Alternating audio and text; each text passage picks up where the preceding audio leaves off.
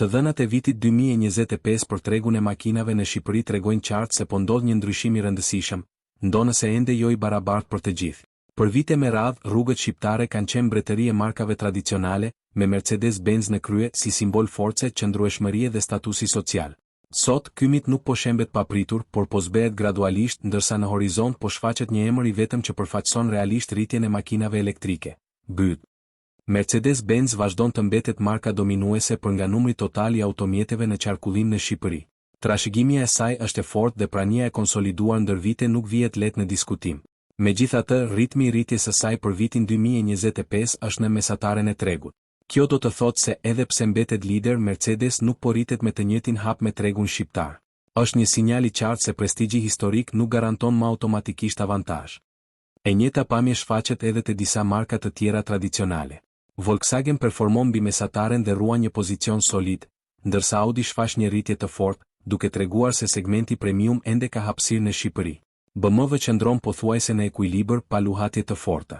Në krahun tjetër Toyota, Ford, Opel, Renault, Peugeot, Citroën dhe disa marka të tjera europiane shënojnë ritme më të dobta, çka tregon se tregu shqiptar po bëhet gjithnjë më selektiv dhe më pak sentimental ndaj markës.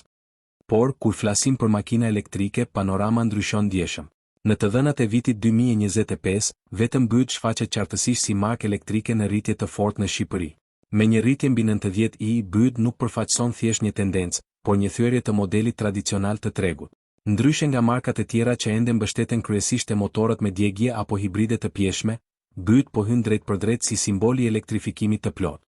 Kjo rritje e BYD është domethënëse edhe për një arsye tjetër, tregon se konsumatori shqiptar po fillon të ndaj qartë konceptin e makinës prestigjioze nga ai i makinës së zgjuar.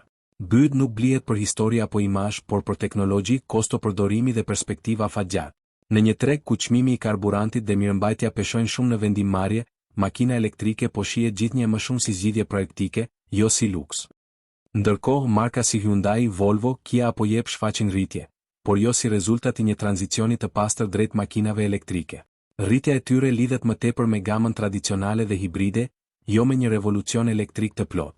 Kjo e bën BYD të vetmen markë që realisht përfaqëson një ndryshim struktural në tregun shqiptar. Marka të tjera si Mitsubishi, Seat, Smart apo Citroën mbeten në presion, me ritme të dobta ose negative, duke treguar se pa një strategji të qartë, qoftë tradicionale apo elektrike, pozicioni në treg po bëhet gjithnjë më i brish.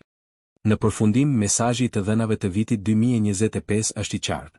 Në Shqipëri po bie miti i Mercedesit si simbol absolut i suksesit, ndërsa po lin ngadalë miti i makinës elektrike dhe sot ky mit ka një emër të vetëm, BYD.